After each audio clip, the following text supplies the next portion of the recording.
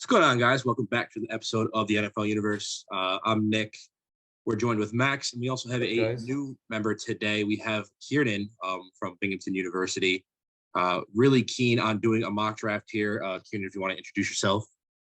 Yeah, what's up, guys? I'm Kieran. I've did some mock draft stuff last year for the TheSportUniverse. I also have dabbled in the Knicks and Yankees universe as well.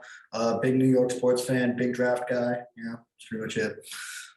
Got it. And so this is our mock draft episode. We'll probably put out episode running over the last of free agency at some point in the near future. But for this episode in particular, we're going to focus on our mock drafts 2022. Should be a good one. This draft is filled with a lot of depth rather than stars. The draft can go a lot of different ways. A lot of areas to trade back. In this particular mock, we're going to stick with no trades just because they're hard to predict relatively. You know, there's a few spots like obviously the Jaguars might want to trade back because they need more than one player to really help that franchise out. That being said, we'll stick with no trades for this draft. And that being said, first round, first pick, we got the Jacksonville Jaguars. They have a lot of needs for this team. Obviously, they just lost their coach, Meyer. Franchise is kind of a mess. I think they need a superstar, either one big superstar to really help change part of the ball on either offense or defense, or they're going to need a lot of talent depth throughout the board. We'll start with Kieran. What do you think they're going to go here?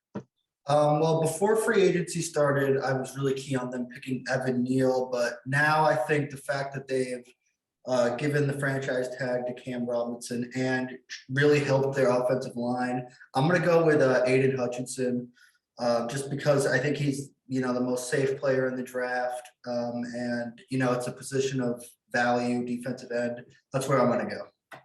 Yeah, I'm in complete agreement with everything Kieran just said. Before the draft, I was, again, Evan Neal, you got to help that offensive line. I don't know why they franchise tag Cam Robinson twice instead of just going with Evan Neal, because his potential is so much higher than what Cam Robinson has shown. But if you're not going to go Evan Neal, you got to go next best player. I think it's definitely Aiden Hutchinson. I definitely agree there. I think Aiden Hutchinson, as you said, best player in the draft. And they have sort of a linebacker need, too, after losing Miles Jack to free agency. Not exactly the same type of player, but does fill the linebacker role, quote unquote. So it's an area that might want to adjust if they're going 3-14. Don't think there's much debate there.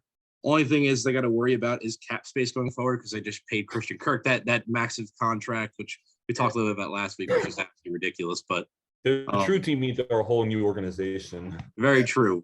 But for draft purposes, Aiden Hutchinson, I think, is the top player on the board, and it would make sense to go with him. So pick number 2, and this is where things get a little more spicy. We got the Detroit Lions, who went 3-13-1 last season.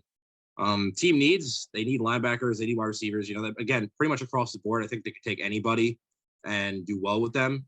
I'd go with best available player here. We'll start with Kieran. What do you think they're going to go here? I'm going to go with Kayvon Thibodeau. I know that he's been falling in a lot of mocks. I know there's some off-the-field issues, but if you remember last year, there were a lot of that stuff with Micah Parsons, too. The Cowboys are glad he fell. If I'm the Lions here, again, I'm just, like you said, taking the best available player. And on the field, Thibodeau has shown no signs that he will not be a star. So I'm going to go with Thibodeau, 91, PFF grade, like pass rushing grade. So I'm going Thibodeau. So for this pick, I've been seeing, and you guys might think I'm crazy here, and if you guys are listening, might think I'm crazy as well. I've heard that teams are doing their due diligence on Trayvon Walker, and from what I've heard, the people think he's going to be top. I completely disagree. I don't see what these people they're seeing. Yes, he's versatile. Like, yes, he can drop back in coverage. He can line up in the middle on the edge, rush a quarterback, but the NFL, they make you specialize in one thing. And if you're not on a good team that can really develop you, you're not going to have much of a chance. We saw how a guy like Isaiah Simmons struggled in his first year. And Trayvon Walker, to me, is even less specialized in his areas than Simmons was. So if that were me doing it, I would go Trayvon Walker just because I think he's done, but I like Thibodeau so much better. So I'm going to agree. I think Thibodeau should be the pick here. And me personally, I do like Thibodeau. I think he's one of those players that's falling and there's off-field issues, but for me, on the board, I think he may have the highest ceiling of any player. Yeah. Just between his athleticism, his size. He's one of those players that could be a generational talent, or it could be one of those players where his off-the-field issues kind of become a detriment to him. But I think you take the chance here. I like that pick for the Lions. Moving on from there, we have the Texans went 4-13 this past season. Just recently lost to Sean Watson to the Cleveland Brown trade. So quarterback, I believe, is on the board without a doubt. But again, this franchise is one of those franchises that needs help across the board. Listed team needs via CBS, guard, center, cornerback, safety, et cetera, moving on from there. They lost Tyrod Taylor to free agency, so their backup quarterback's gone. They did pick up Kyle Allen, and AJ Cann, but I really don't know where this team needs to go in terms of specific player. I think, again, top talent on the board, you take him. Kieran? Yeah, I think that the pick here, if I was in the Texans war room, I'd be rushing in Evan Neal at this point. Just because, I mean, the dude, he's a freak. I mean, he's got like a 48-inch box jump at 330 pounds. I mean, I don't think 330 pounds has looked like that ever. He's a freak at Alabama, and all they have is freaks. So I'm going Evan Neal and just locking it in. Yeah, I completely agree with this one too. People would ask, like, they already have Laramie Tunzel, but he can't be there much longer. Titus Howard, to be honest, I haven't really seen much of him, but his ceiling can't be any higher than Neal's. And the offensive line is one of those positions where, and Evan Neal's one of those players where you put him anywhere on the line, he's going to make an impact. And you can't pass up the talent here. I completely agree. Neal has to be the pick here. Mm-hmm. And if Evan Neal is the pick here, I definitely don't disagree with it. Especially we're going to bring in a new quarterback at one time. I'm a big fan of build your offensive line before you get your quarterback, because it allows the quarterback to come into a really good situation, or else you have a Joe Burrow situation where you lose him to an injury for the year because you couldn't block. And then you have to build the offensive line at a later date. So yeah, I definitely like the pick here, especially with the quarterbacks in this draft not being anything outstanding. Potentially some good quarterbacks on the line, which we'll probably get to later in the draft, but nothing that really stands out. So going with Evan Neal here, I definitely agree is a decent pick. Next up on the mock, we have the New York Jets, who have a ton of team needs, especially at the beginning here. Quarterback is off the list for them. That's one of the players that is off the list, as they did draft Zach Wilson last year and had a okay rookie season. Definitely debatable. That being said, team needs, as listed by via CBS, is cornerback, edge, linebacker, wide receiver, has a tackle in that order. They did pick up CJ Uzomah, which is a nice pickup not too long ago. They lost Marcus May to free agency, which is probably their best defensive player. So they might want to go and replace him here, possibly. What do you have to say, Kieran? Yeah, I think that the pick, again, this is another guy that's been falling, but and I understand it a little bit more than Thibodeau, but I still really believe in Derek Stingley Jr. from LSU. His freshman season, when he was practicing against Jamar Chase and Justin Jefferson every day, he had maybe the best freshman season ever. And if I'm the Jets, especially since I have 2 top 10 picks, I think you can take a little bit of a risk and chase the upside at 4 here with Stingley. I could definitely see going a different route, but I'm going with Stingley.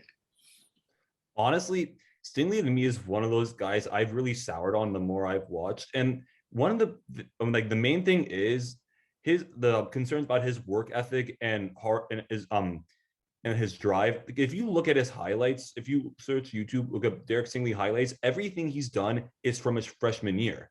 And I think it's really indicative of just what he's done in his past, or what he's not done in his past years. Like, what do you think is going to happen when he gets to the NFL and he gets a large contract? He's probably not going to start playing very hard. I mean, I see the talent; it's clearly there. This is one of those picks I personally would go either Ikem Ekwonu or Kyle Hamilton. Nick, what do you think? You're probably the tiebreaker here. For me, yeah, I like Sauce Gardner too. I forgot to say Sauce Gardner. I would take. I like Stingley, and I'm glad that you mentioned him. Kyle Hamilton, to me, is my favorite player in this draft. Okay. I just love the talent that he brings to the board. And obviously, he's a safety, so him coming top 3 is probably not going to happen. But I think he's one of those safeties that could be a Cam Chancellor type-esque player in terms of the impact that he'll have on a defense, where he controls the back of the defense. You're not going to have to worry about getting beat over top. He's going to help everywhere on that team. He's going to help with coverages. I just really love Kyle Hamilton. So I think if you're going to go for best player available, Kyle Hamilton should go earlier. But in terms of where the Jets go here, again, they could go pretty much anywhere except quarterback and obviously running back. Other than that, they could use help pretty much everywhere, and then don't really need a left off the tackle. So depending if they where they want to utilize Evan Neal, that could be a possibility. But yeah, so I love Kyle Hamilton. So if I had to go best player available, I'd probably go him. Kyle Hamilton here. Yeah. I'll talk to, I guess when I pick Hamilton, I'll talk to For them. sure. But I really like Hamilton. Gotcha. So number 5, the New York Giants, which obviously I'm a fan of, and Kieran is too. That is our team. I'm Went out of four- this one. I feel like went 4-13 last season. Was not fantastic. We have a new GM who I think has been pretty solid so far in terms of building the offensive line through cheaper contracts, rather than making big splashes. So I'm a fan of that so far.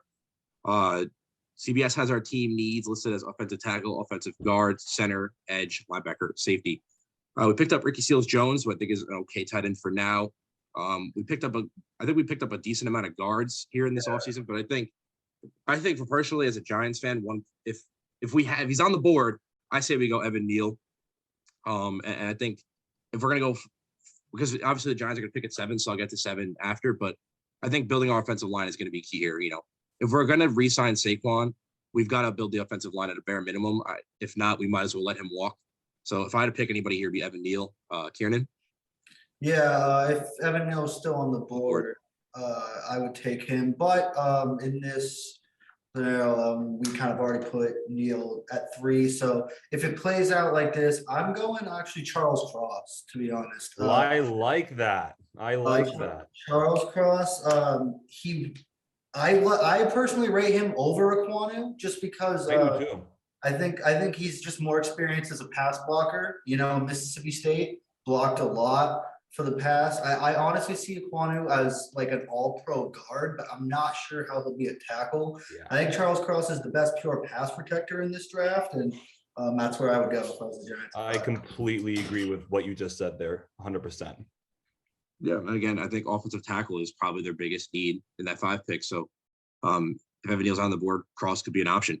Moving on from there, Carolina Panthers pick. Again, a lot of team needs here. They have a really interesting situation. So looking at the players they acquired Xavier Woods, and they lost Hassan Riddick, who pretty much had a breakout season for them this past season to the Eagles. So in terms of their team needs, offensive tackle, guard, cornerback, tight end, quarterback, linebacker, safety.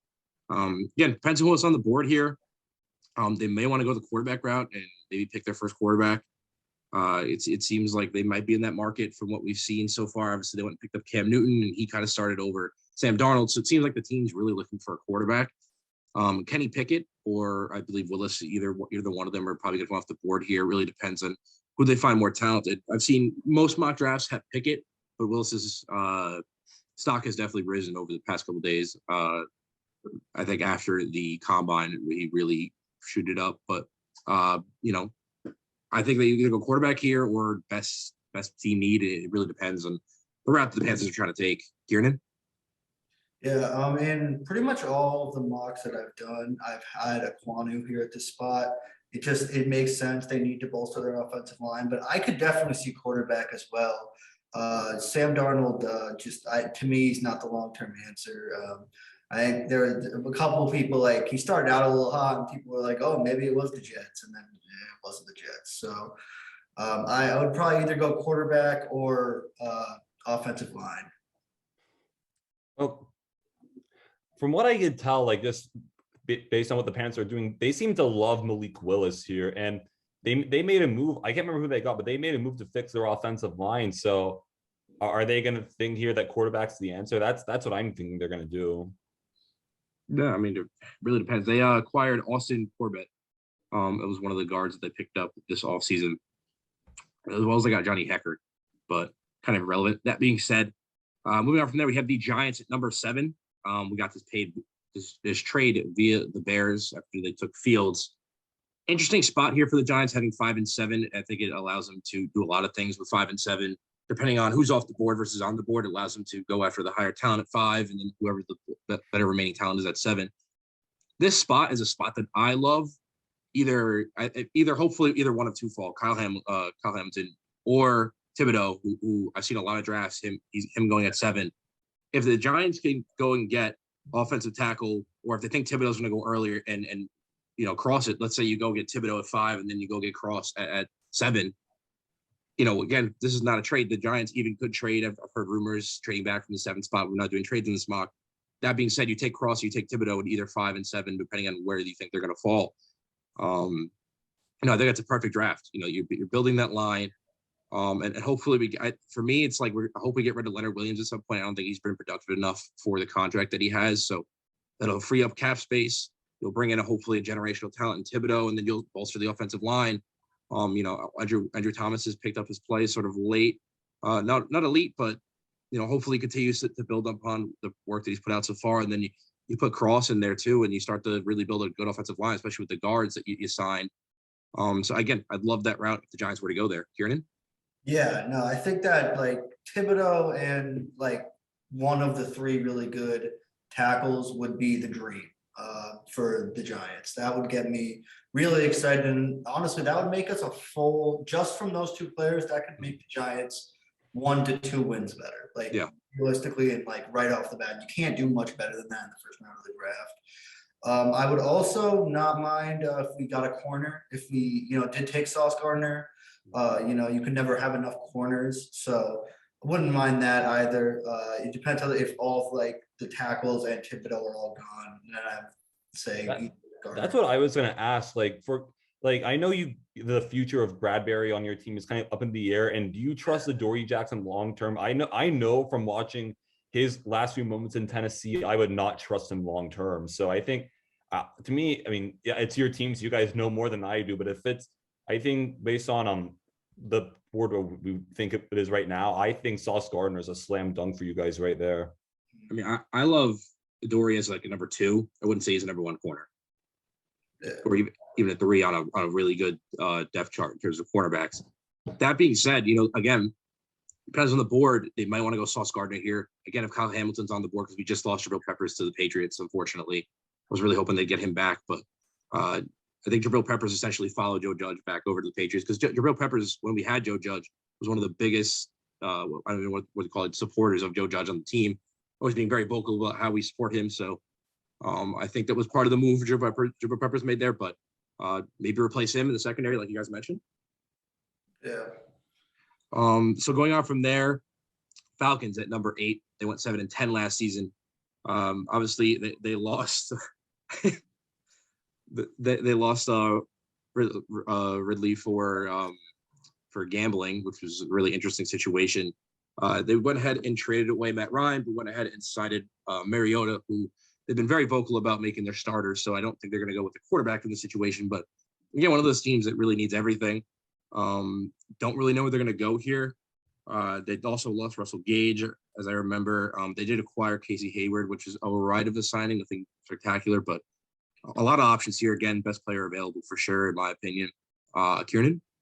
Yeah, I think this is where when I was preparing for this, I did mock, and this is where I had Hamilton going. So I know we've already talked about Hamilton, but I think you compare him to Cam Chancellor. I honestly see, I'm not too into college football, but I would say if I had to say a team was Notre Dame. So I watch a decent amount of Kyle Hamilton. I see more Troy Polamalu in the way that his instincts, like he makes plays. Like you see Troy Polamalu and he'll just go across from one side of the field to the other to intercept a pass. And you're like, he wasn't supposed to do that. That's just Troy being Troy. I see that in Kyle Hamilton. I really do. I love Hamilton just as much as you guys do. I just think that this is where he's most likely to fall, just based on because he's a safety. And I think Trayvon Walker here too. The combine always raises one player's stock. First time I was doing mocks, I didn't even have Trayvon Walker in the first round. Now you can't have him outside of the top 10 after what he did on the combine. And I think Atlanta is a really good spot for him. I was going to say, the Falcons, they need edge badly. Walker's fallen a good bit enough, which is crazy to say. And plus, he's right in their back pocket, went to Georgia. I think that definitely, whether or not it should impact their decision-making, I think it's going to. So I think if Trayvon Walker fell to the spot, I think he'd be snatched up pretty easily. 100%. So moving on from there, number 9, the Seattle Seahawks via the trade to the Broncos, where they had lost Russell Wilson. Seahawks are a really interesting spot here. They're very, very deep into this rebuild at this point. Lost Bobby Wagner as well. They did acquire Drew Lock, so I'll be interested to see if they try and start him at some point and try to give him a run. For me, I feel like Pete Carroll, if he continues to coach his team, obviously Pete Carroll's age is a concern to me in terms of starting a rebuild. if Pete Carroll continues with this team, I think he's a solid coach. He's really going to want to have his pick at a quarterback. And I don't know if they're going to find in this draft. If they go quarterback at the situation to replace Russell Wilson, they may go Willis here. But again, this is one of those teams that needs everything. So, I think it really comes down to how Pete Carroll feels in terms of replacing Russell Wilson right away. And if they want to go ahead and try Drew Lock out, trying to get the most of that trade that they made. Kieran?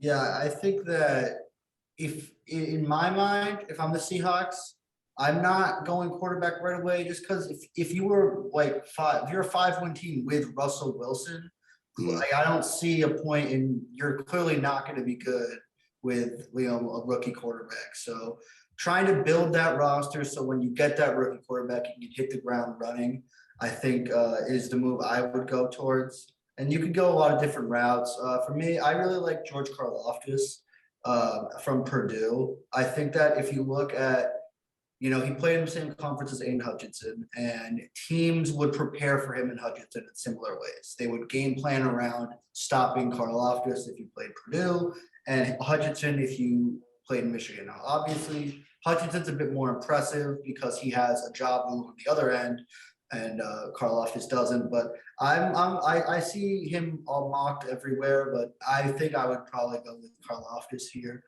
Some other players, you can go with receiver, try to expand that receiving core a bit. If you get a Drake London, then DK, Tyler, and Drake London, that's one of the best receiving cores in the league, maybe. So there are a couple ways you can go.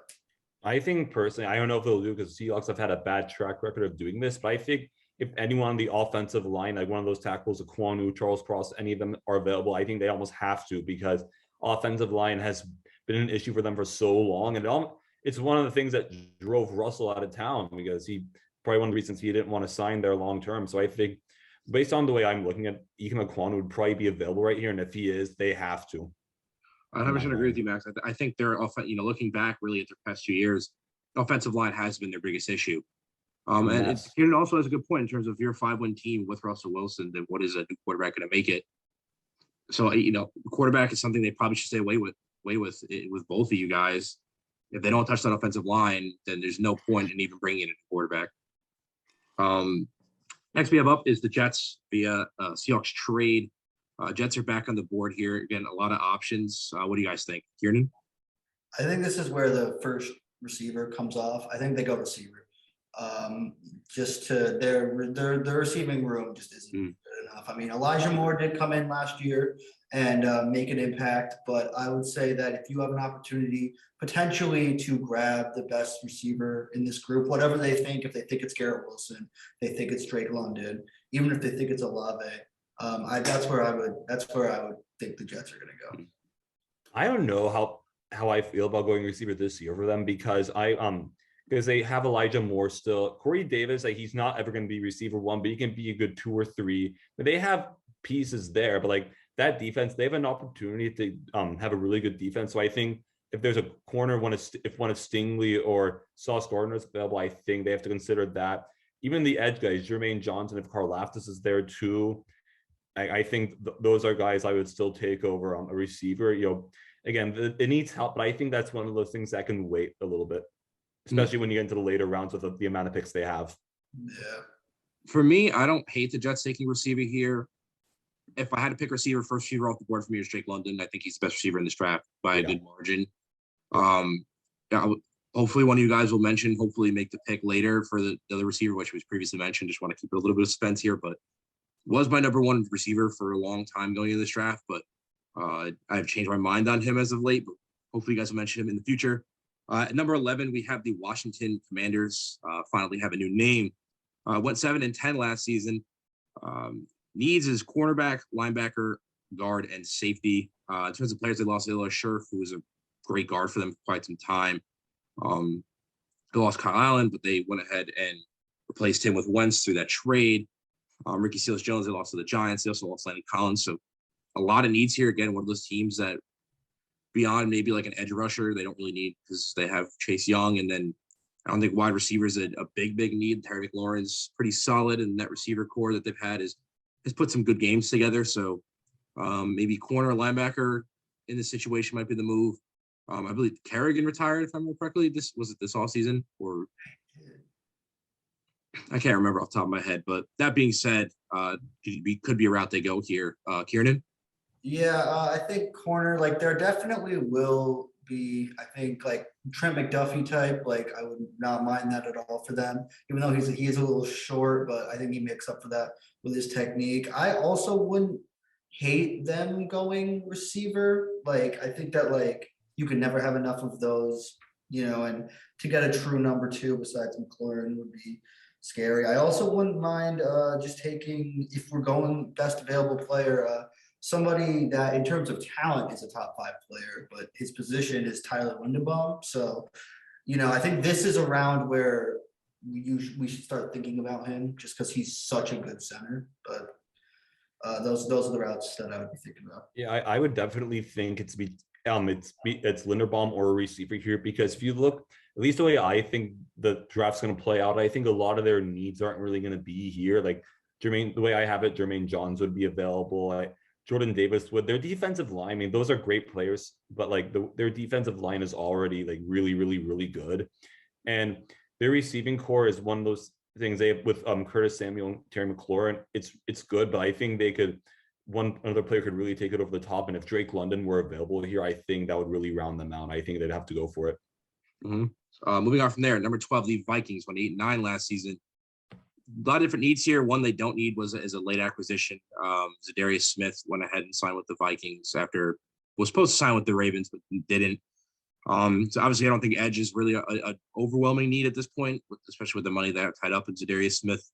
Other than that, corner, guard, linebacker, it really depends what they need. Again, quarterback, they're kind of set for now. Probably should look to replace him at some point, in my opinion, but definitely not this draft. Again, just one of those depth years that they really need to look at what their needs are and fill it. Kieran? Yeah, I would say like pretty much the same like debate. I would say if Linderbaum is there for the Vikings, I think that like I would rush the card in just because they have a need at interior line, like a real need, and he would like the thing with Linderbaum is that like you look at Creed Humphrey last year, right, for the Chiefs, and like everyone said that he was going to be a good center, but he dropped to the second round, and then the Chiefs got the best center in the league. So that's really where I would like hammer him if I'm the Vikings, just because they have like you look at the Vikings roster, and I don't know how they're not like a playoff team. It's weird. They're always right there. They need something to push them over the top, and I think maybe even an elite interior lineman could do it.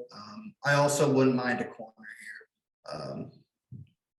Yeah. Here's another question. It's like your point about Creed Humphrey turning out so well. Well, here's the thing. Interior offensive line is one of the safest picks in the draft, like just as a position. So what did they decide? Okay, we can get better value in the second round. And if Jordan Davis is available right here, a freakishly athletic specimen in the middle of the defensive line, can get to the quarterback and also is as strong as an ox, can stop the run.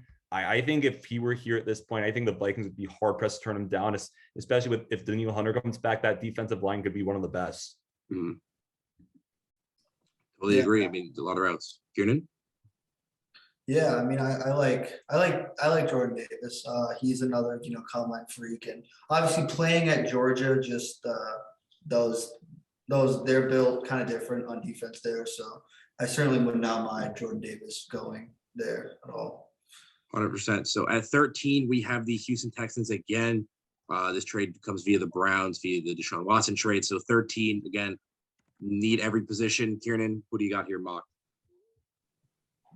Yeah, this is where I actually had Jordan Davis going, but I also wouldn't mind like a really good linebacker, like if they take Nakobe Dean or Devin Lloyd here just to help out that defense and take best available player.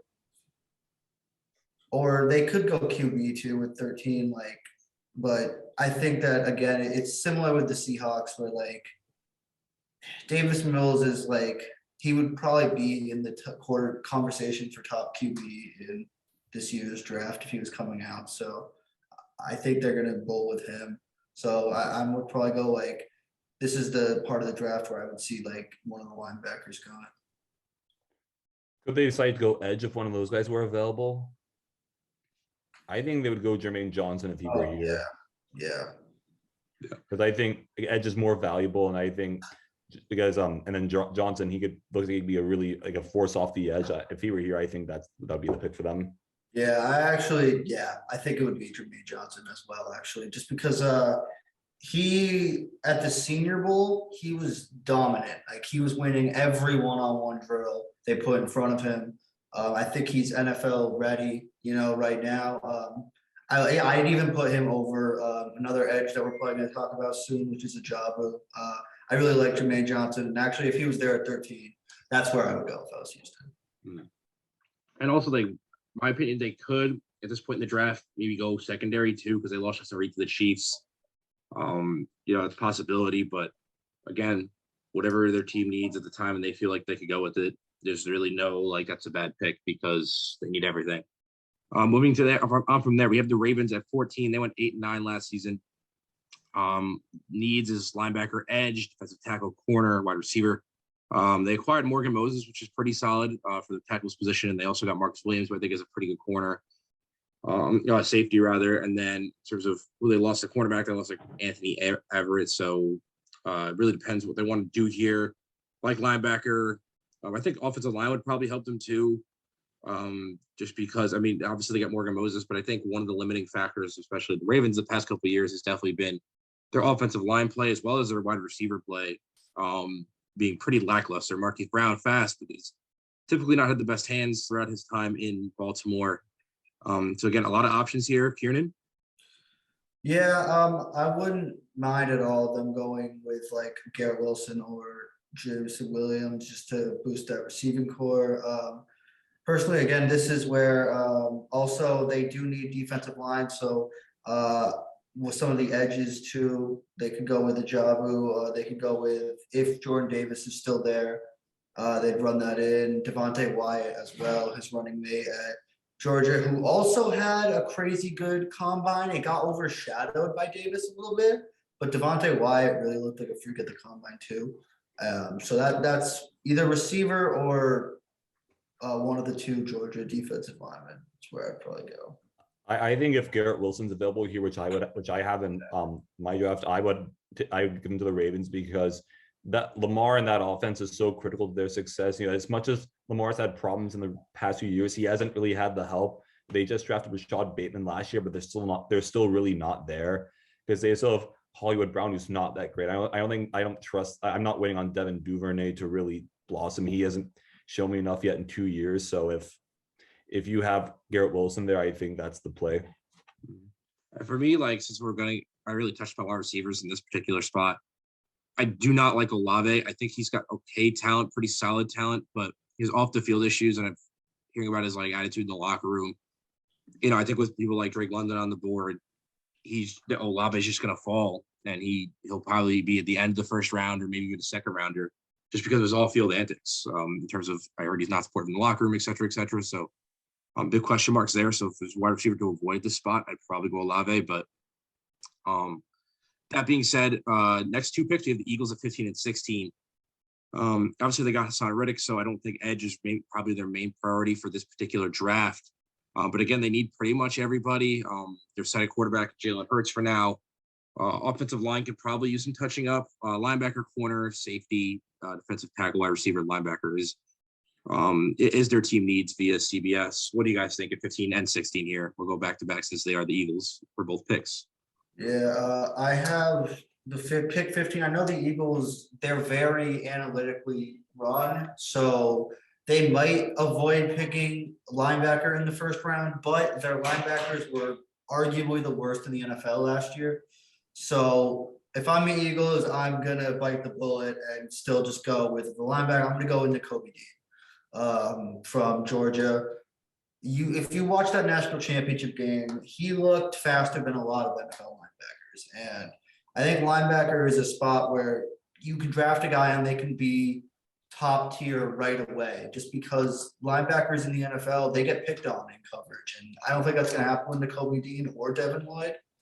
And then 16, even though they did get Hassan Reddick, I think if Ajabo is here, just because of his potential and the fact that you have 3 picks, you can, take a little bit of a swing because he only started playing football when he was in high school. So there's still so much left to develop with him. And I think the Eagles have a, pretty solid. They've always had a really good defensive line. It's what drove them to their unfortunate Super Bowl win. But we'll go with Ajabo. Yeah, I'm in agreement here, especially with the linebacker. They need help. They haven't had much there in years. And especially if Devin Lloyd and Nakobe Dean are there, I don't think they pass up. I don't think they pass up either one. I mean, depending on which, I think they take Devin Lloyd first, but if they have to take Nakobe Dean, they will. And I definitely agree about the edge, because even though they took us on Reddick, like the edge is so important. I don't know about Ojabo though, if Karlaftis is available. I think if Karlaftis or Jermaine Johnson are there, they would take those guys just because they're healthy. But I definitely agree about the approach. Linebacker and edge, I think, is the play here. That being said, at 17, we have the Chargers, and I think Chargers is the first team that I really see that doesn't need everybody, especially with how their free agency worked out. So in terms of the offseason, they picked up a lot of good players here. They picked up J.C. Jackson on that giant contract. Picked up Sebastian Joseph Day at D tackle, and they picked up Khalil Mack at the edge rusher. Notably, in terms of losses, they lost Brian Beluga at tackle. So to me, this leads to one of two ways. They went heavy defense this free agency because obviously of how their division turned out. 3 really competitive quarterbacks in that division now between Mahomes, Derek Carr, and Russell Wilson. They're trying to bolster their defense to be able to combat that. So you could either go interior linebacker here, because I think that's really the last spot that they really need. Obviously, safety, Derwin James. You have a quarter at J.C. Jackson, and then your edge rushers, you have Khalil Mack, and defensive tackle, you have Sebastian Joseph Day, and then obviously in the other edge rushing spot, you have Bosa. So in terms of their defense, there's not many giant holes to fill. I think you have to go interior linebacker, or I think on the offside of the ball, I think the obvious thing to do is go tackle here because you want to protect Justin Herbert. So if the Chargers go 1 or 2 right there, either one of them, they're going to hit this draft out of the park and really complete their team. Hopefully, be one of those Super Bowl contenders going into the next couple of years. Kieran? Yeah, I'm actually gonna disagree. I would really, really love on the Chargers here to take Jameson Williams, and the reason is because when I think that too many times when people think of draft, they think, where are we weakest? And that's where we need to go, which there are certainly times where you need to do that. But the Chargers right now, if they have Keenan Allen and they have Mike Williams, if they add a first-round talent, a cheap first-round talent, then their receiving core is one of the best in the NFL. And you don't win a championship unless you have a position group that's one of the best in the NFL. And for the Chargers, you could go line, you could go, like you were saying, but I think that it's a similar thing with the Bengals where last year, right, where they could have went Penei Sewell, but instead they got one of the best receiving cores in the league. And I think more teams are going to start thinking like that. And that's why if I'm the Chargers, I'm going Jameson Williams at 17. I'm personally with Nick on this one. I get the argument for Jameson Williams, but they have a great receiving core the way it is. And also with Jameson Williams being injured, I mean, he seems to be doing well in his rehab. I saw a video of him doing knee ups today, which isn't that significant, but it's pretty far ahead where normal players would be in their rehab. But that point being said, I think you only make that pick up with the receiver, the Bengals situation, if you think that guy can be a generational talent. I don't think Jameson Williams is going to be that. I think Trevor Penning is a great value pick for them here. Taking Rashawn Slater as a left tackle worked so well last year. So I think you lock up the guys on the outside, you go Trevor Penning if he's available. Mm-hmm. In terms of Jameson Williams, I don't think he really has that upside that in terms of let's go Alabama receivers, Jalen Waddle or Devonta Smith possibly could have. So still a fantastic receiver, still a first round talent, but maybe a lower tier wide receiver 1. But again, if you're gonna go that route, you're gonna take all and just absolutely make your wide receiver core a monster. He's one of those guys that could definitely fill it out. Going on from there, at 18, we have the Saints again. Really depends what they want to do here. 9 and 8 offensive tackle is probably their biggest need. Do they go quarterback and take a shot here? They might want to do that. You can also have a receiver, safety. There's a lot of different roles they can fill. I think the Saints are a really interesting team because they lose Sean Payton's retirement. So I don't really know where this team falls, because I feel like that was the last really thing that's keeping them together and making them an elite team was the coaching. And I don't know where they go from here, obviously having to start a whole new rebuild. I think that defense has been pretty good, but I think it's pretty aged. And then offensively, they're kind of aged too. So they're a really old team. Where they go here is a mystery to me personally. They did acquire, I'm trying to think, Marcus May, so they probably won't go safety. And they lost Marcus Williams. So I think safety's probably off the board, just looking through it. But other than that, I really don't know where this team goes with this pick in particular. Kieran? Yeah, they definitely could go a lot of different ways. And the cap situation that they have too, they're in cap hell, even worse than the Giants. So, but I think they go quarterback. I think they go Malik Willis. I think too that like if you can get like the player that you think is the best quarterback or even the second best quarterback in a draft at 18, which you might be able to, I think you do it, especially since they need to get rid of some salary. So getting a cheap quarterback, and look, their roster isn't horrendous around the quarterback position. I don't think it's a terrible situation for a rookie quarterback to go into New Orleans either. So that's where I would go. Yeah, Kenny Pickett and Malik Willis, they're both definitely not making it this far in the draft, but if one of them somehow does, the Saints are not passing it up. They can't think twice there. They don't have a future at that position at all. And with such an opportunity, you can't say no.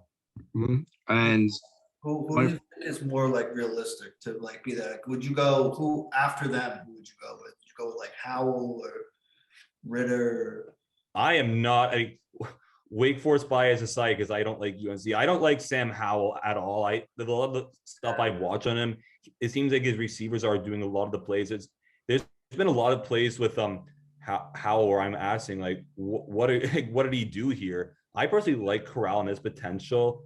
I'm a little iffy on I'm a little actually Desmond Ridder too. I'm a little iffy on Corral because he throws some bad balls. I also have to ask myself with Corral, like, what did he do here? But definitely if Pickett's available or Malik, then definitely keep the pick here.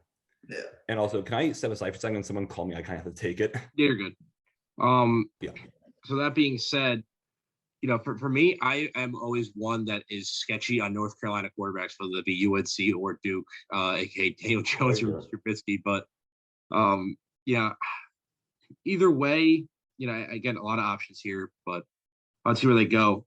At 19, we have the Eagles again, the third first-round pick. So they have a really good chance here to build a really good roster with a lot of first-round picks here. Again, I think edge is off the board.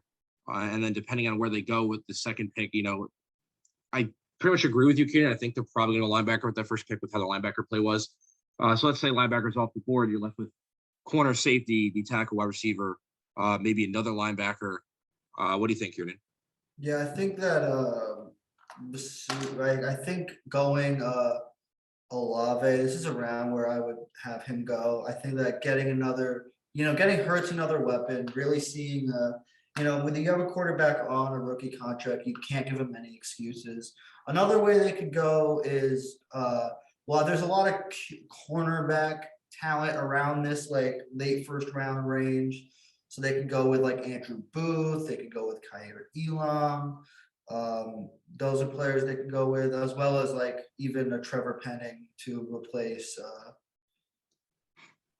I think Lane Johnson. Yeah. So that being said, I definitely agree with you there. And then moving on from there, we have these Steelers who were 9-7-1 this past season. Lose Ben Roethlisberger to retirement. They go ahead and sign Mitch Trubisky. It seems like they're really going forward with him as a starter after having a solid backup year in Buffalo. They lost Zach Ertz this past season, as well as Joe Schobert. So, it depends where they want to go here. Again, if one of those guys, either Pickett or Willis is on the board, you take them. But other than that, again, they could really go anywhere here. If I had to pick anywhere, they might want to go offensive tackle and see what you can get out of Mitch Trubisky, or maybe even wide receiver because you lost Juju. Other than that, again, a lot of room here to work with, but it all depends on how they feel about Mitch Trubisky. If he's really the set starter, you may want to avoid quarterback and go offensive tackle and try to build around him there. Kieran? Yeah, I can't see them building around Yeah. Trubisky. It's just I can't. I think that they're going to draft somebody. I'd probably go. I mean, I could even see the Steelers trading up, but there's a tackle that I guess we haven't really talked about that I like, and that's Bernard Raymond from Central Michigan. I really like. He's just an interesting like player to me. You don't really hear about players that come into college. You know, he comes into college as a tight end, then adds like 80 pounds. So you know he has that like athleticism. Comes into college as a tight end, adds like 80 pounds, and becomes one of the top pass blocking tackles in the country. So like my money is on them taking a quarterback. Like I really think that if I had to say like I'm sure one team in the NFL draft is going to take a QB. To me, it screams Steelers. So that's where I would go if I were them, but probably like a tackle, if not that. 100%. So at 21, we have the Patriots who went 10-7 last season. Patriots are always impossible to mock because Bill Belichick does what he wants. You never know. You go Kyle Duggar, who's a D2 player out of nowhere. Oh, yeah. That being said, you know, looking at who they lost J.C. Jackson, which is pretty huge. They did acquire Mac Wilson, so I expect them to probably avoid the linebacker spot. They traded Chase Winovich. So we got a lot of options here. If they're going to avoid any spot, it'll probably be linebacker. If they address any spot, could be guard. They lost Shaq Mason. They lost Ted Karras at center. They lost corner J.C. Jackson. You know, this Patriots team, in my opinion, on paper, is not as good as it was last year. So it depends where they go with this draft, but it should be interesting to see where they go in terms of what needs they think need to be filled. Again, it's all up to Belichick. He makes the ultimate decisions here, and he's really unpredictable with his first round picks. Kieran? Yeah, I mean, Bill Belichick is definitely like really hard to mock for. I could still see them going like if Devin Lloyd is still here, like I definitely could see them going Devin Lloyd. Also, they did just lose J.C. Jackson. So I think the play is, and they probably anticipate like one of the corners they like being here. It's kind of the same thing with the Eagles. I have the Eagles taking Andrew Booth. I'm going to have the Patriots taking Lloyd. I mean, I think Bill Belichick is also a guy who will take the best player he sees, regardless of what anyone else thinks. And I think Lloyd dropping here would be. He's a real playmaker. I get the value argument of linebacker, but I would really like that for them.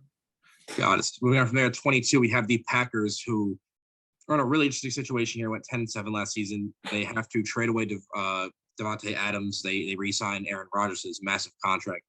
They're in a horrible salary situation and need to get talent around Aaron Rodgers. They're going to put themselves in a really bad situation.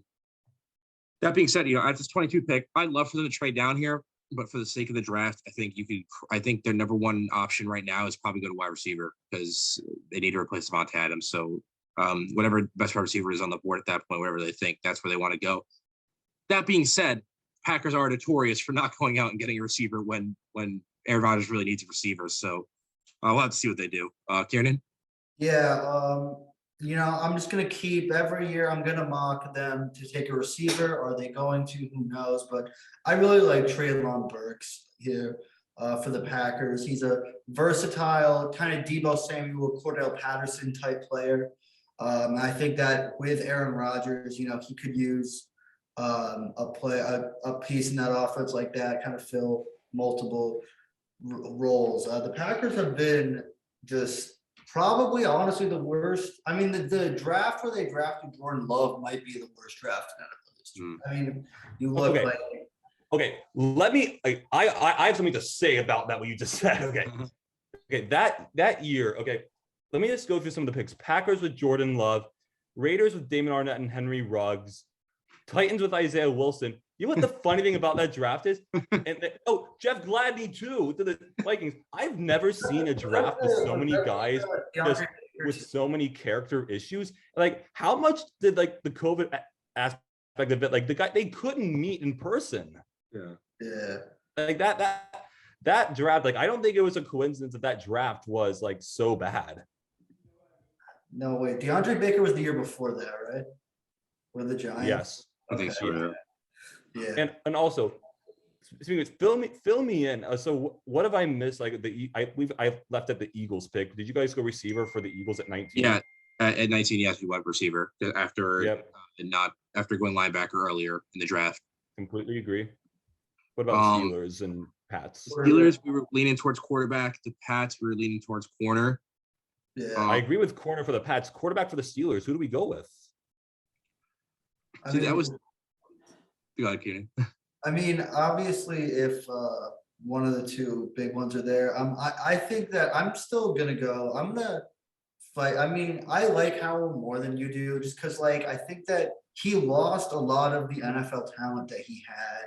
He did 2 years ago, and he still, put up good enough. Like his numbers didn't really drop off. Okay. I will say that he does make some questionable decisions. Like he definitely does, but I think that like it's really impressive to me that he stepped up and didn't let the teams play fall off too much. Like they still made a bowl game, right? So to kind of say what I was saying as my phone is ringing, so I didn't really get to answer the question that well, but you asked about the quarterbacks. I love Matt Corral's upside. I think he throws a deep ball so well. I think Desmond Ridder honestly is a good pick too. I think he's safer, but I think those would definitely be the top two quarterbacks on the board after Pickett and Willis. I think for sure. And I do like corner to the Pats. I would put Andrew Booth on the Pats, and something came out about he had some sort of injury, but they say they don't think he'll miss training camp. And I love his tape, so I think it's a great pick for the Pats. And we went receiver for the Packers, right? yeah. Treylon Burks is what I like. I love Treylon Burks. I hope he falls to the Titans. He never will.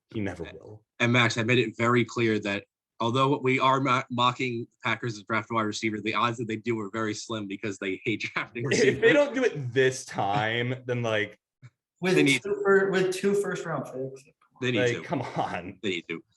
So at 23, we have the Cardinals. Interesting to see where they go here, right? They lose Christian Kirk, who's probably their number 2, number 3 receiver. I personally like Christian Kirk as a number 2, number 3 receiver. I think he's fantastic, and he has a lot of upside. He has pretty good games throughout the season. That being said, still have DeAndre Hopkins. Kind of Cardinals loss, but Jaguars a huge loss because they put much money into him. That being said, lost Chase Edmonds, didn't necessarily need it, but James Conner. And I think biggest of all, they lost Jordan Hicks. Not Jordan Hicks, Chandler Jones rather, in terms of edge rush. So in terms of where they go here, they could go edge rush to replace Chandler Jones. JJ Watt is also aging. Or they might want to go corner here because I think it was pretty evident, especially in that playoff game this year against the Rams, that they got absolutely torched through the air. And that may be something they want to address. Kieran? Yeah, they could definitely go those routes. I think they also need to address interior line. And I think I would go with Zion Johnson from Boston College. I think he's the most pro-ready guard in the draft. I remember even around the Super Bowl, people were saying that if the Bengals should just start Zion Johnson at guard, like right now. Like that's how pro-ready he is. Now, obviously, like that's a bit of an exaggeration, but I think Zion Johnson is the pick. Try to protect Murray because their offensive line also got blown up versus the Rams. The way I have the draft, with the way I'm doing right now, Linderbaum would even be available, and if he is available, then they don't do it twice. 100%. I completely agree. Their offensive line's been a problem for a while. I don't know why they haven't fixed it yet, but moving on from there, we have the Dallas Cowboys at 24, who went 12-5 this past season. Lost Randy Gregory due to cap reasons. Essentially, they lost Amari Cooper via that trade to the Browns.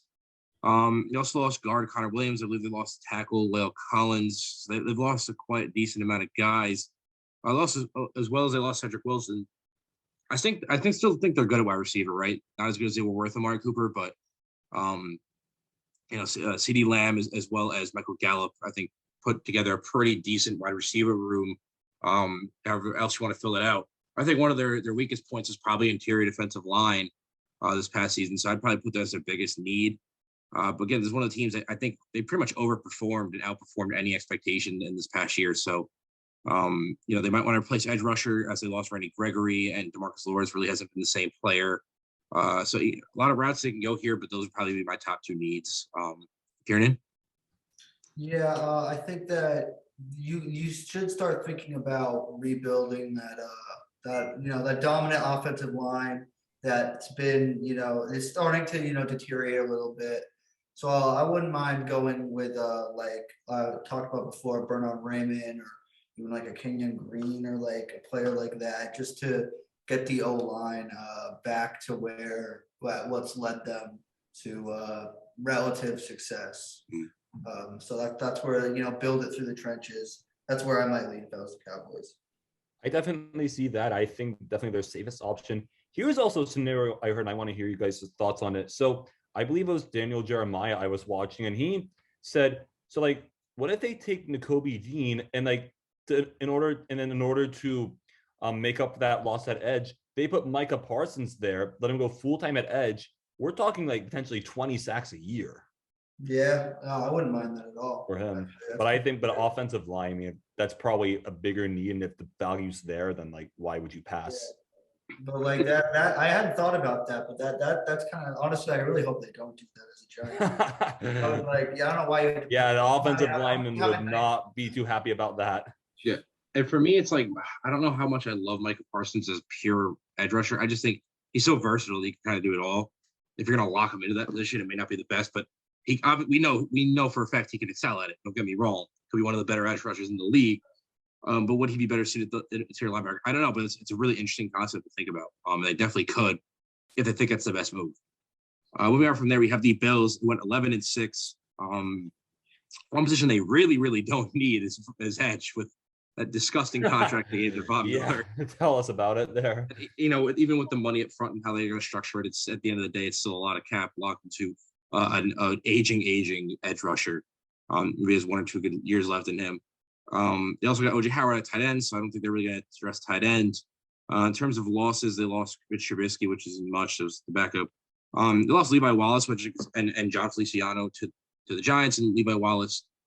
I think Levi Wallace is probably their biggest loss that they had. So in terms of who they can go here, again, they might want to go corner because, again, they got burned in the championship game against the Chiefs, and bolstering that secondary is probably the move. Yeah. That being said, could go offensive line and continue to help Josh Allen, because I don't think their offensive line was overly dominant either, especially against that Chiefs game. I think their offensive line should have done better. I think the Chiefs got way too much pressure on the Bills than they should have with how good the Bills can be.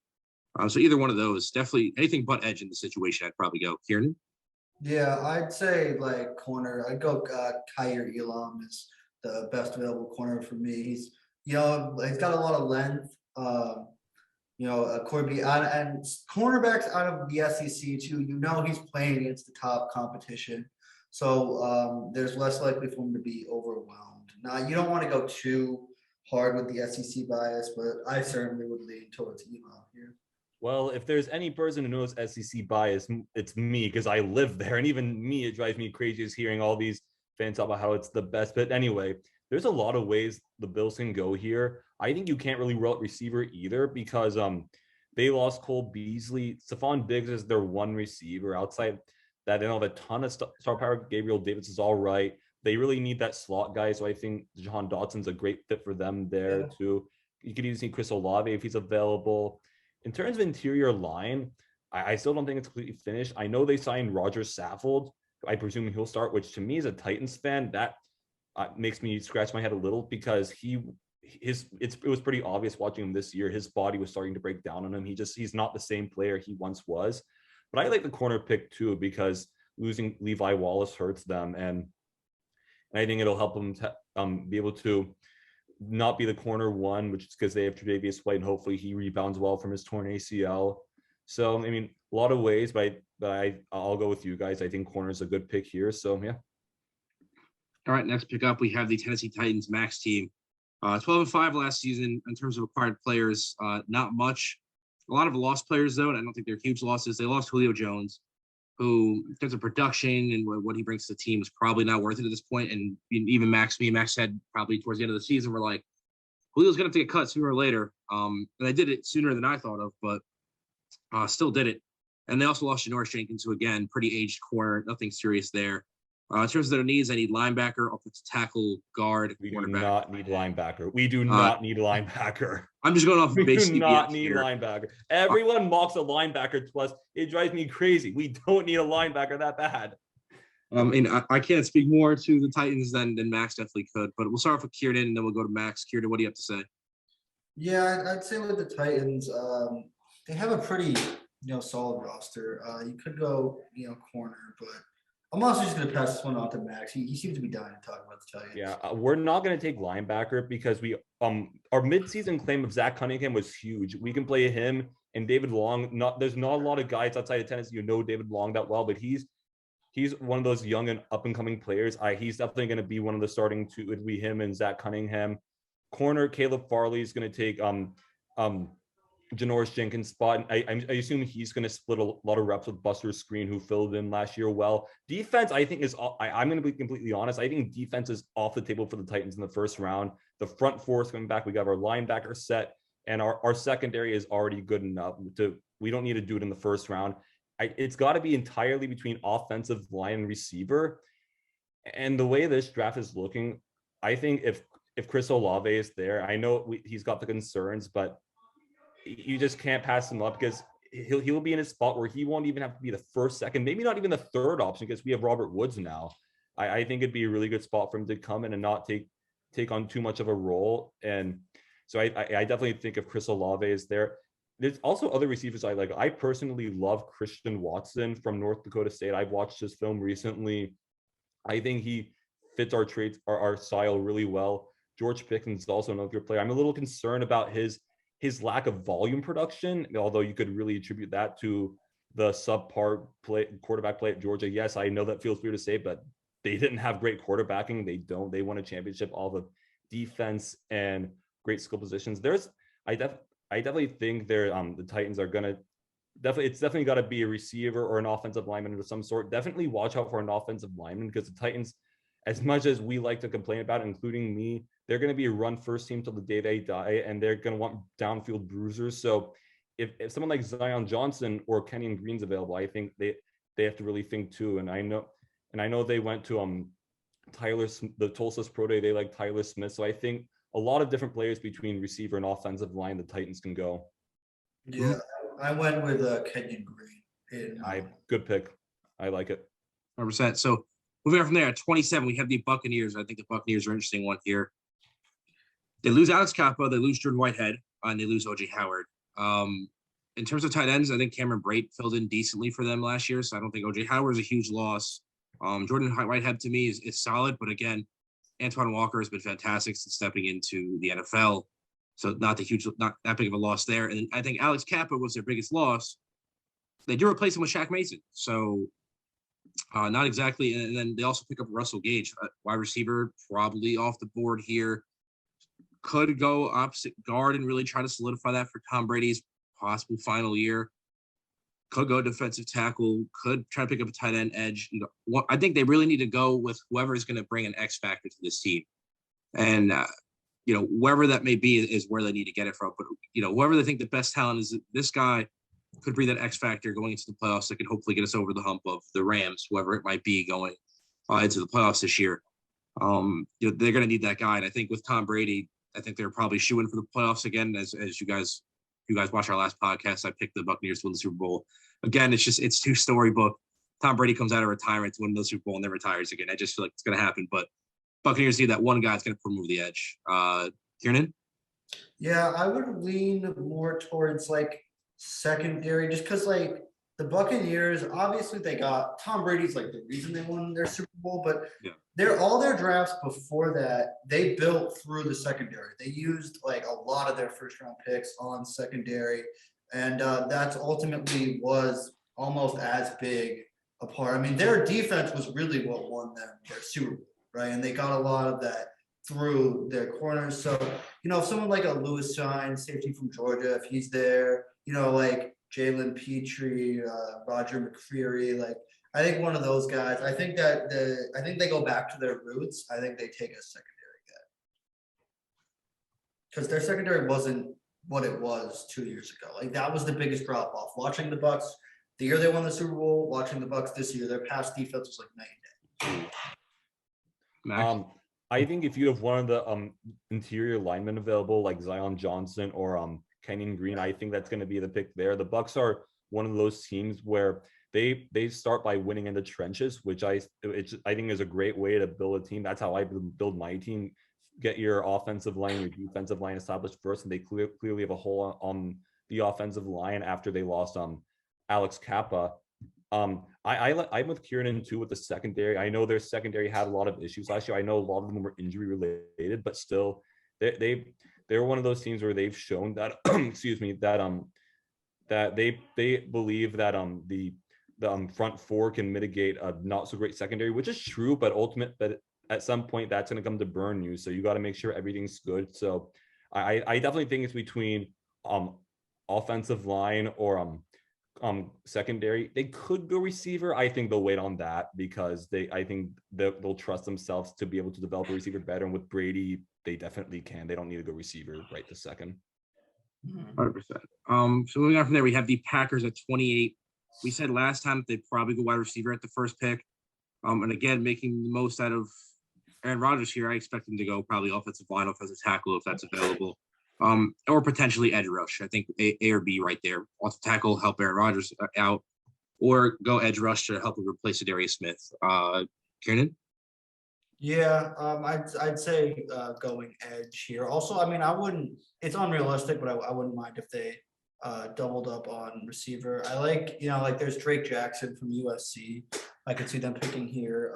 The problem with I just don't love. I think there's a pretty big drop off after like the top tier edge rushers, but definitely to replace the Darius Smith. I mean, you need to do that. So probably edge or another receiver. Yeah. Me personally, the way I have it, I have Nakobe Dean slipping this far, and I think if he's available, they'll take him because they haven't had the best linebackers over the year, and they have a freak athlete like Nakobe Dean who's rangy and stuff. I think they would take him. I think it'd be a slam dunk for them.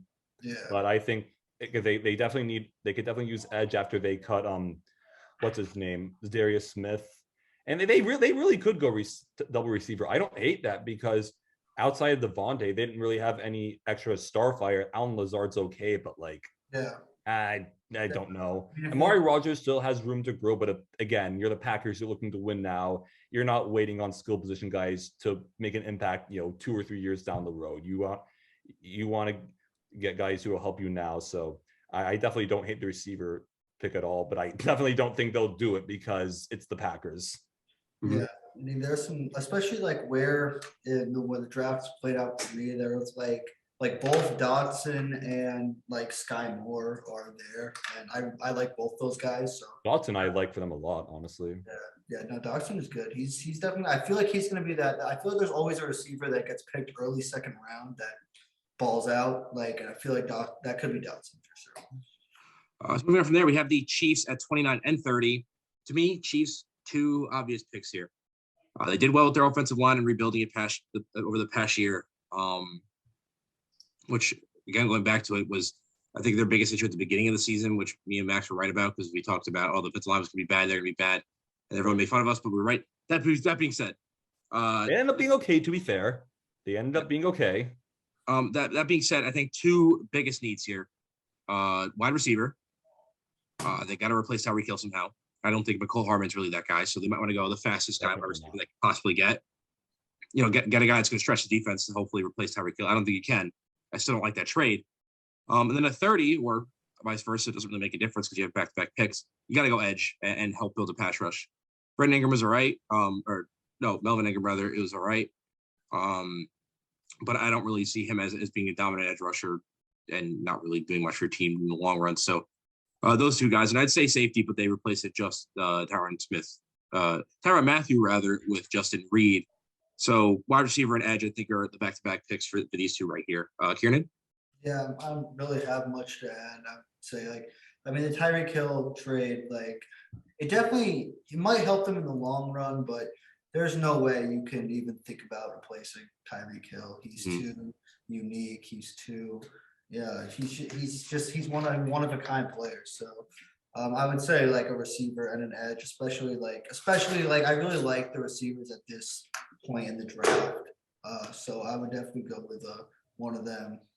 Yeah, I definitely agree with you guys as far as the draft picks. I think for sure it's edge and receiver. I think personally this is the point where you might see David Ojabo go, because we're at the point where the talent is just almost too good to pass up, and we're still pretty unsure of his rehab timeline, which it's pretty unsettling, definitely, especially with the Achilles injury. For a speed rusher like him, it's going to be really, really tough to rebound. But if you think that he can rebound and you think he can do it within this year, I think you take a shot at him.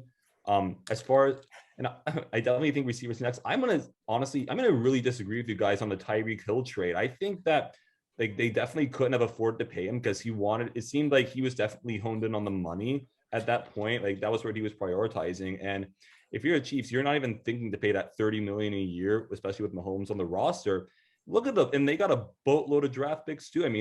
Yes, he's a one-of-a-kind player with the speed, but you don't necessarily need a speed guy to be great. Mahomes is a great quarterback, and if you replace him with a guy that can be physical on the outside the numbers and make great catches, they'll be just fine to me. And plus, they already have Juju Smith-Schuster, a guy that he'll do well in the slot. So yeah, I think the Chiefs are going to be okay. It'll definitely hurt their speed game, but like I think it won't hurt them that bad actually, because they can use these picks to improve the rest of the roster plus the cap space.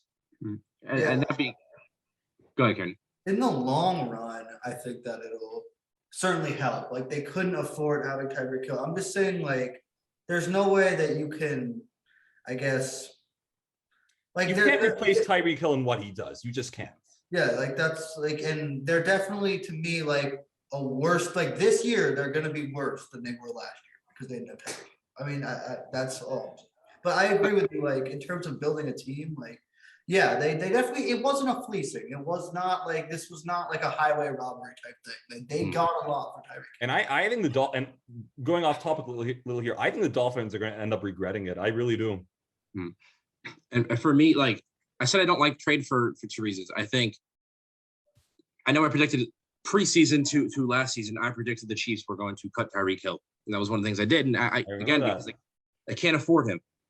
And I knew they had to get rid of him somehow. Here's the issue with, I think, both sides of the trade and what they're going to have to do. On the Chiefs side of things, you lose your star receiver, and the uniqueness that he brought to their offense and the ability to stretch the defense is not something you could just replace. Again, with this wide receiver pick, they can either go at one or two options, and they're going to have to design their offense around this. So they're going to have to go another fast receiver like next to Burner that could stretch out the defense and run deep posts, et cetera, et cetera. Or they're going to have to pick another Juju Smith type of receiver where he's a really good receiver underneath, and just build a whole new sort of scheme in terms of having short and medium routes rather than always beat over the top, which is a lot different than the Chiefs team that we normally see. Dolphins side of things, again, giving up all those picks was terrible, because if you have no quarterback throwing Tyreek Hill, what good is it? Yeah. A. B, you need all those picks to continue to rebuild. So I think both teams essentially lose the trade. Definitely the Dolphins, I think, come out of it worse. But in terms of, as like Kieran said, in the immediate, it's really going to hurt the Chiefs. So I don't necessarily love it, but again, I don't necessarily hate it. I just don't think it was a fantastic trade for either people. I would have loved to seen the Chiefs get Jalen Waddle out of that trade, actually. And if that was to happen, maybe you lose a couple of the picks, you pick up Jalen Waddle, who when he came into the league, when I mocked him, I had him mirrored to Tyreek Hill in terms of who he could be. Yeah. So, he'd be a decent replacement for Tyreek Hill on a cheaper contract. It just makes sense. It's at some point you probably have to pay Jalen Waddle too. So necessarily a huge solution, but for the meantime, you get a little bit of picks and Jalen Waddle. I think that'd be the best of both worlds. But obviously that trade did not happen. So that's how I feel about that trade. Let me just say, I fully trust Andy Reid. He's been in the league a long time. He's an offensive genius. Even if it's not the same kind of offense he ran, he'll make the appropriate changes. And the Chiefs, like I said, they might take him a few games, but even like as he goes on, I personally am confident they're going to be just fine. I really do. They'll be good. I mean, the division, they might not win their division, but they'll make it. Well, that's such a stacked division. Well, that's what I'm saying. They'll make the playoffs. Yeah. I would say. I mean, the speed on the Dolphins though is scary. Like with him. Yeah. Oh yeah, no, definitely. That's gonna be crazy. Like that'll be fun to watch for sure. So going next 31, we have the Bengals, who acquired Alex Kappa, as well as Tate Harris. Have pretty much addressed the offensive line in the free agency, and they also picked up La'el Collins. So went heavy offensive line in this free agency. This next coming draft, I think it's one of two choices. On the front end of it, because they did such a heavy job in the free agency with offensive line, you got to go corner. DeAndre Baker did, Eli Apple rather was terrible for them in the Super Bowl. Got absolutely burned by Cooper Kupp. So I think secondary is the way to go here. If you don't go there, you keep address offensive line. You keep building for Joe Burrow because obviously you have a fantastic wide receiver core. Your tight end group was pretty good. They'll also use him. I think he's replaceable, but yeah. So I think you go to corner here. I think it's probably their best pick here. Kieran? Yeah, I would agree with corner. I wouldn't even mind them trading this pick for like a star, either like a really good corner or a really good offensive lineman. You know, kind of like the Chiefs did, I think a year ago. They traded their pick was in a similar spot. I think they had the exact same pick, and they traded it for the Ravens guy. But yeah, I would say that if they do keep the pick, I would say corner is a good place to go. Just because, you know, I've said this a few times, but like here late in first, early second, I think there's just like a lot of players that like in the top 50-ish range that you could take a cornerback, like whether, you know, even like a Kyler Gordon, Roger McCreary, like Daxton Hill, you know, guys like that. So I think there are just too many quality corners compared to like good offensive linemen don't really make it to pick 31. So I would say go corner. Yeah, I definitely corner here. Like Nick said, I was going to go offensive line, but obviously they don't need to do that anymore because they pretty much replaced it all in free agency. And again, we know they need corners. We know Eli Apple's not good. So yeah, they need reinforcements back there badly. That's really their only other need. So like, yeah, I think that's pretty obvious one. I think we're all in agreement.